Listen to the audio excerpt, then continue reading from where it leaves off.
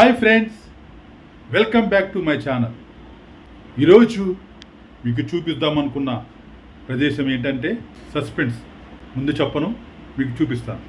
ఇంకా ఎవరైతే నా ఛానల్ని సబ్స్క్రైబ్ చేసుకోలేదో వారందరూ ఇప్పుడే సబ్స్క్రైబ్ చేసుకోమని, లైక్, కామెంట్, షేర్ చేసి నన్ను ఎంకరేజ్ చేయమని నేను కోరుతున్నాను.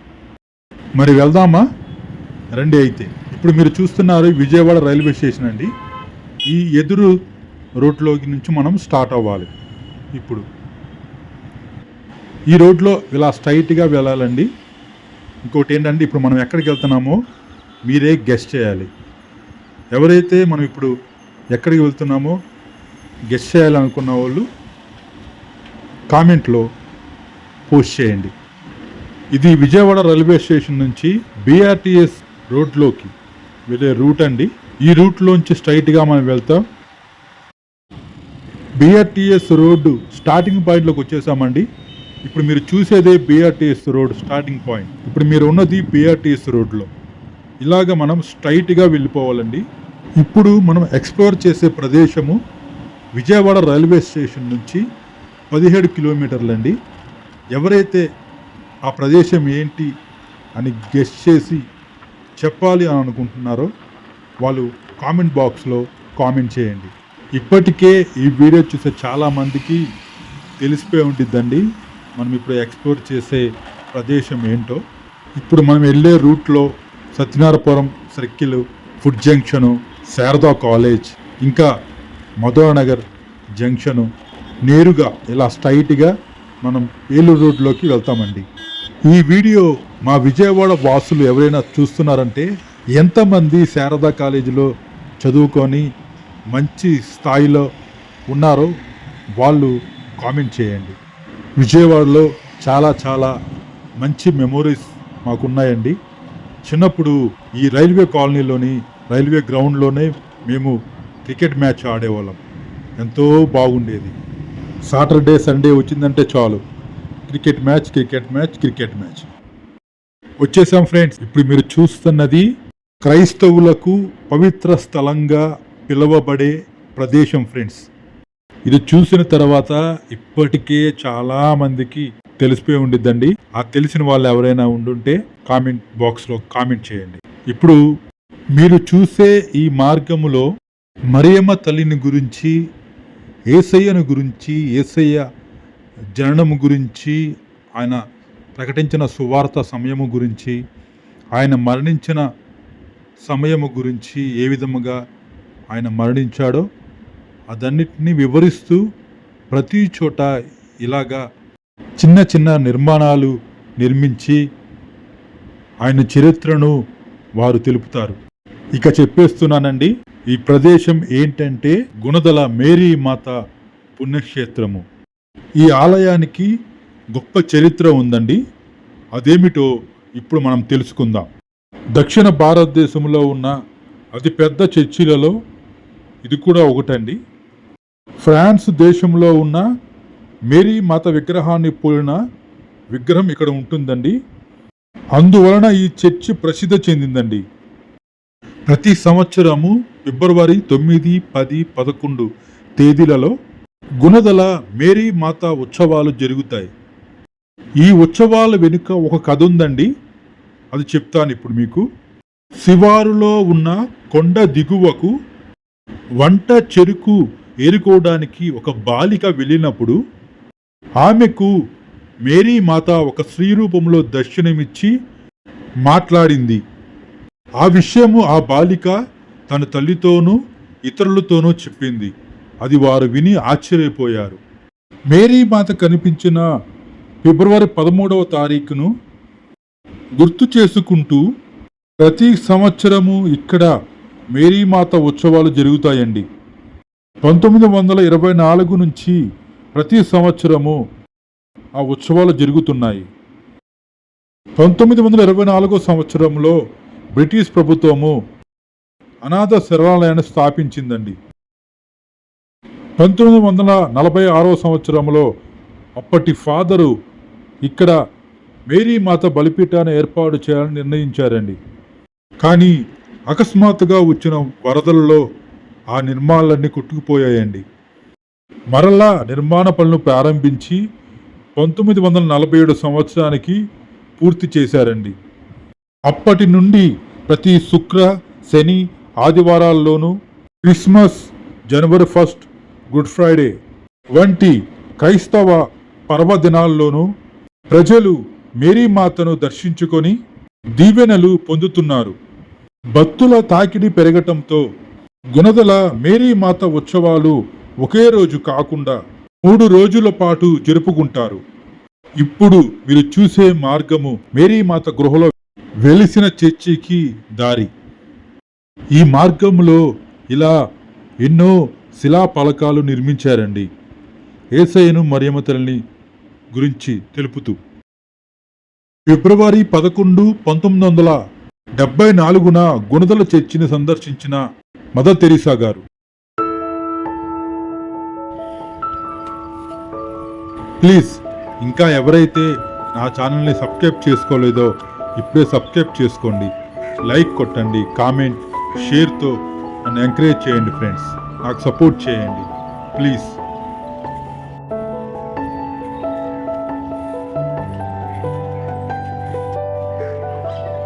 ఇలా ఇంకా చాలా పైకి ఎక్కాలి ఫ్రెండ్స్.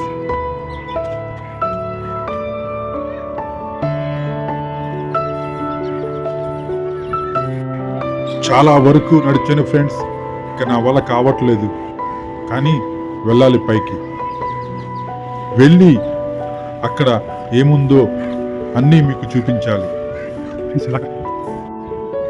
ఇలా మధ్యలో శౌరశాల ఉంటుంది ఫ్రెండ్స్. ఇక్కడ భక్తులు ఎవరైనా మొక్కుబడులు చేసుకున్న తర్వాత వారి తలనీలాలను అక్కడ అర్పిస్తారు ఫ్రెండ్స్. ఈ వీడియో మరింత అద్భుతంగా ఉంటుంది ఫ్రెండ్స్, చివరి వరకు చూడండి.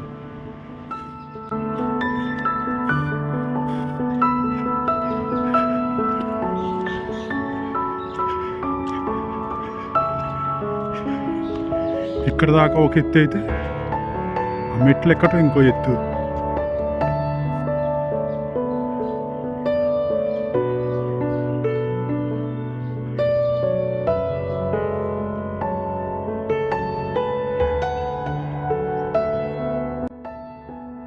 ఇక్కడ నుంచి చూడండి ఫ్రెండ్స్, మన విజయవాడ సిటీ ఎంత బాగుందో. ఇంకా పైకి వెళ్ళాలి ఫ్రెండ్స్, ఇంకా మంచి మంచి వ్యూస్ ఉంటాయి, నేను మీకు చూపిస్తాను. కానీ ఇక్కడ నుంచి చూడండి ఎంత అందంగా ఉందో. అది నేను ఇప్పటి వరకు నడిచొచ్చిన మార్గం ఫ్రెండ్స్. కింద చర్చి నుంచి మధ్యలో మరియమ్మ తల్లి వెలిసిన గృహలో వెలిసిన చర్చి వరకు ఇప్పుడు మనం వచ్చేసాం ఫ్రెండ్స్. ఇక్కడ నుంచి ఇంకా సిలువ వరకు వెళ్ళే మార్గం ఉంది, అది మీకు చూపిస్తాను రండి.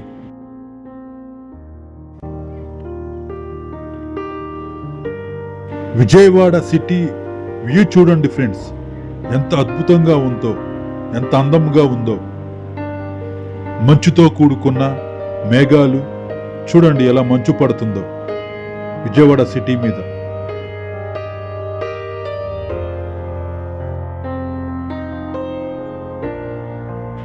అద్భుతముగా ఉంది కదా ఫ్రెండ్స్.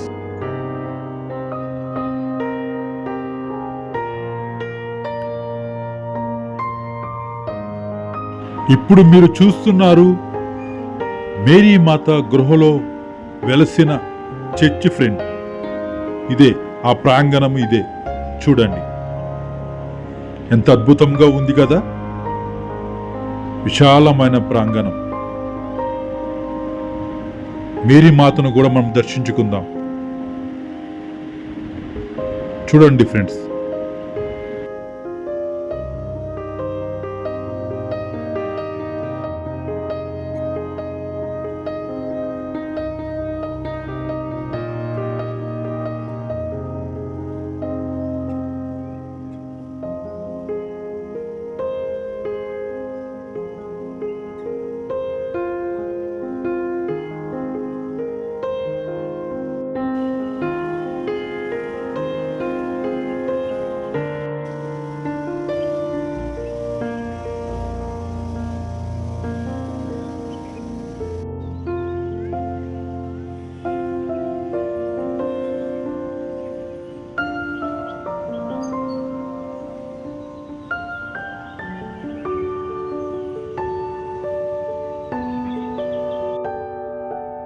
ఫ్రెండ్స్, మధ్య చర్చి వరకు వచ్చాం ఫ్రెండ్స్. ఇక్కడ నుండి సిలువకు వెళ్ళే మార్గము చూపిస్తాను, వెళ్దాం పదండి.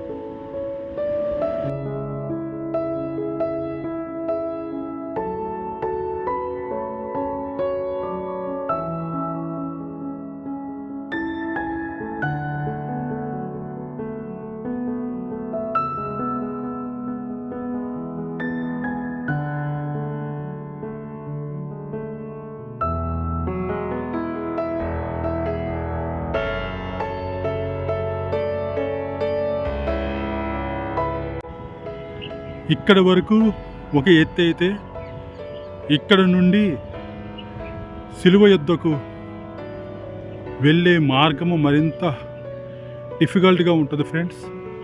చాలా కష్టతరమైనది, అయినా వెళ్ళాలి ఫ్రెండ్స్, వెళ్ళి తీరాలి.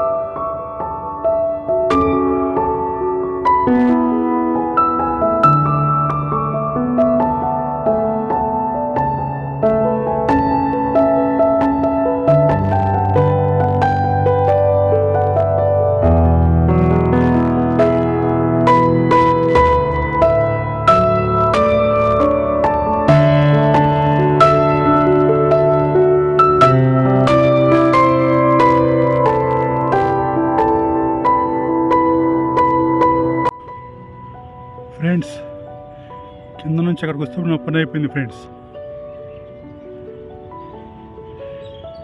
ఇంకా నా వల్ల కావట్లేదు, అందుకే కొంచెంసేపు కూర్చున్నాను.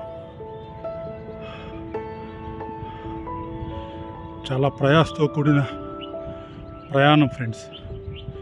ప్లీజ్ చూడండి, ఇంకా చాలా దూరం వెళ్ళాలి ఫ్రెండ్స్, నా వల్ల కావట్లేదు.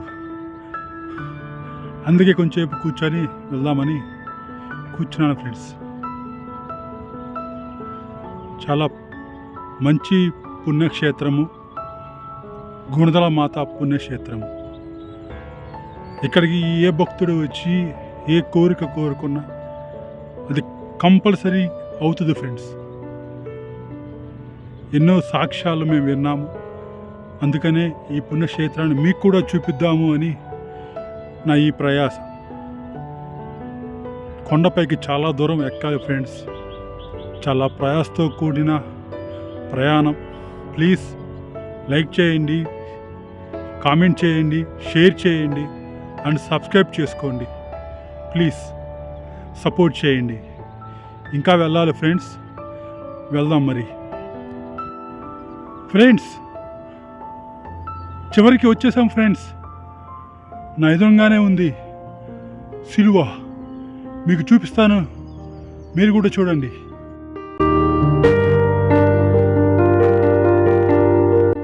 అద్భుతంగా ఉంది కదా ఫ్రెండ్స్. నాకైతే చాలా చాలా సంతోషంగా ఉంది. దీనికోసమే ఇంత పైకి ప్రయాసపడి నేను ఎక్కి వచ్చాను ఫ్రెండ్స్. నాతో పాటు మీరు చూడాలని ఇదంతా మీకు నేను చూపిస్తున్నాను. ఇక్కడికి ఎంతమంది వచ్చారు ఫ్రెండ్స్?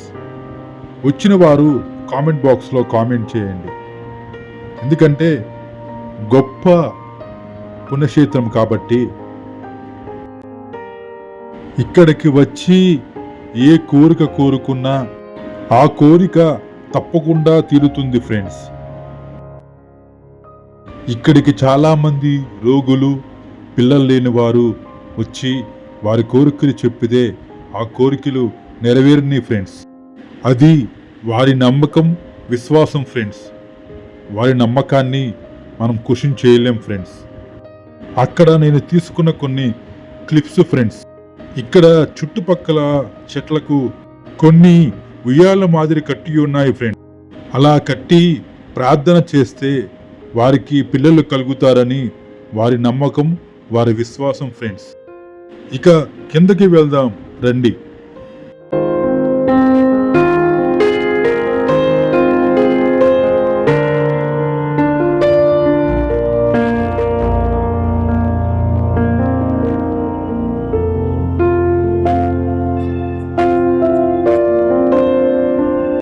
చూడండి ఫ్రెండ్స్, రాత్రి వేళ విజయవాడ నగరం ఎంత అందముగా ఉన్నదో, లైట్లతో ఎంత అద్భుతముగా ఆశ్చర్యకరంగా ఉందో ఒక్కసారి చూడండి.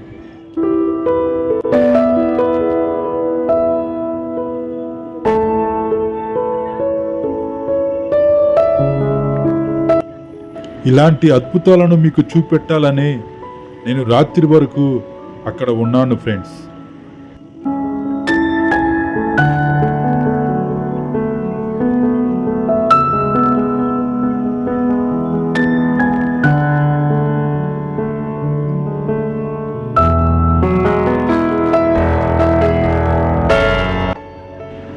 వావ్, చాలా అద్భుతంగా ఉంది కదా ఫ్రెండ్స్ మన విజయవాడ పట్టణం. చూడండి ఫ్రెండ్స్, దూరముగా చిన్న చిన్న వెలుతురులో అద్భుతముగా ఉంది కదా ఫ్రెండ్స్.